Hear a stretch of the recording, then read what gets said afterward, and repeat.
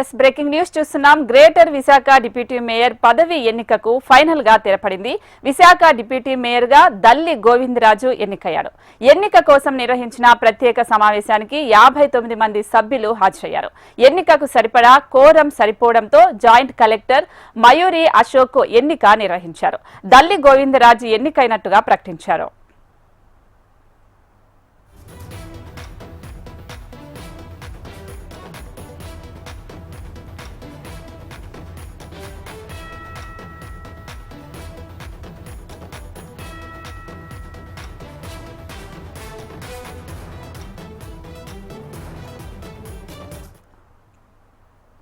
Yes greater Visakha deputy mayor పదవి ఎన్నికకు final గా తెరపడింది. విశాఖ డిప్యూటీ మేయర్ గా దల్లి గోవిందరాజు ఎన్నికయ్యాడు. ఎన్నిక కోసం నిర్వహించిన ప్రత్యేక సమావేశానికి 59 మంది సభ్యులు హాజరయ్యారు. ఎన్నికకు సరిపడా కోరం సరిపోవడంతో జాయింట్ కలెక్టర్ మయూరి అశోక్ ఎన్నిక నిర్వహించారు. దల్లి గోవిందరాజు ఎన్నికైనట్టుగా ప్రకటించారు.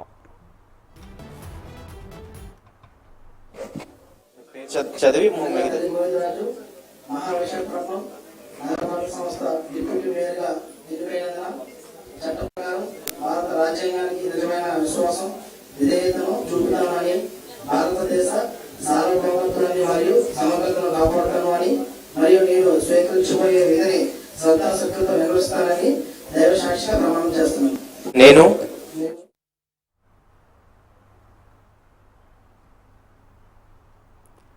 ఎస్ బ్రేకింగ్ న్యూస్ చూస్తున్నాం. గ్రేటర్ విశాఖ డిప్యూటీ మేయర్ పదవి ఎన్నికకు ఫైనల్ గా తెరపడిందని చెప్పాలి. విశాఖ డిప్యూటీ మేయర్ గా దల్లి గోవిందరాజు ఎన్నికైనట్లుగా తెలుస్తుంది. అయితే దీనికి సంబంధించి మరింత సమాచారం మా ప్రతినిధి అనురాధను అడిగి తెలుసుకుందాం. అనురాధ, అసలు ఎవరు మేయర్ గా అవుతారు అని ఇంతవరకు ఒక సందిగ్ధం అయితే ఉన్నింది. సో ఫైనల్ గా అయితే దల్లి గోవిందరాజు ఎన్నికైనట్లుగా తెలుస్తుంది. దీనికి సంబంధించి మరింత అప్డేట్స్ ఏంటి?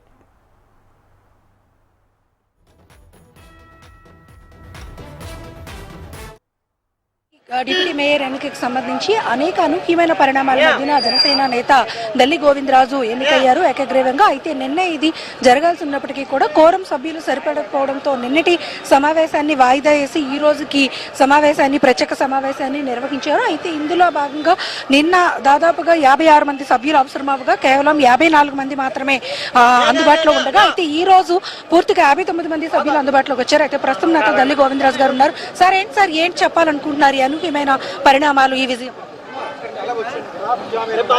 పరిణామాలు జీవీఎంసీ డిప్యూటీ మేయర్గా కూటమి పార్టీ ప్రభుత్వం, అదేవిధంగా మా జనసేన పార్టీ అధ్యక్షులు శ్రీ పవన్ కళ్యాణ్ గారి ఆదేశాల మేరకు ఈరోజు నన్ను డిప్యూటీ మేయర్గా ఎన్నుకోవడం జరిగింది. అందరూ అడుగుతూ ఉన్నారు 9 నెలలు ఉంది, 9 నెలలు ఏం చేస్తారంటే గత ప్రభుత్వంలో జరిగినటువంటి గత కౌన్సిల్లో జరిగిన ప్రతి అవినీతిని తీసి బయటపడతాం. అదేవిధంగా ఉన్న 9 నెలల్లో ఎక్కడ కూడా టైం వేస్ట్ చేయకుండా శ్రమ తీసుకునైనా సరే ఖచ్చితంగా ఉన్న 9 నెలల్లో అభివృద్ధి చేసి జీవీఎంసీని ఒక అడుగు ముందుకు తీసుకెళ్తానని చెప్పేసి తెలియజేస్తున్నాను. సార్, అంటే అభివృద్ధి ఎజెండాగానే ఈ మొత్తం మేయర్ ఎపిసోడ్ కానీ డిప్యూటీ మేయర్ ఎపిసోడ్ కానీ జరిగిందని ప్రధానంగా మీరందరూ చెప్తూ వస్తున్నారు. అంతే సమయంలో కొన్ని ఫ్లక్చువేషన్స్ కూడా చూడాల్సి వచ్చింది కూటమిలో, ఏమంటారు?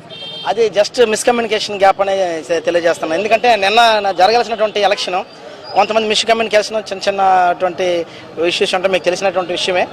అయినప్పటికీ అందరూ కూడా మంచి మనసుతో పార్టీలకి గౌరవిస్తూ కూటమి పార్టీ ప్రభుత్వం పెద్దలు నారా చంద్రబాబు నాయుడు గారు, అదేవిధంగా జనసేన పార్టీ అధ్యక్షులు పవన్ కళ్యాణ్ గారు, అదేవిధంగా మోదీ గారు జనసేన పార్టీ నుంచి కూడా ఇక ఉన్నటువంటి జిల్లా నాయకులందరూ కూడా ఒక ఏకాభిప్రాయ నిర్ణయానికి వచ్చి డిప్యూటీ మేయర్గా నాకు అవకాశం ఇవ్వడం జరిగింది.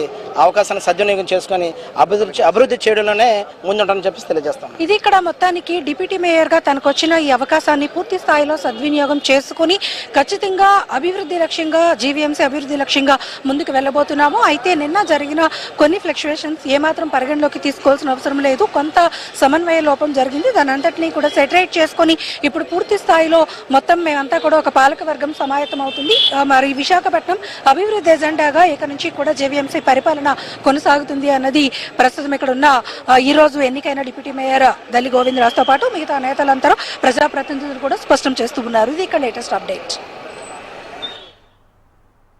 Right Anuradha, thank you.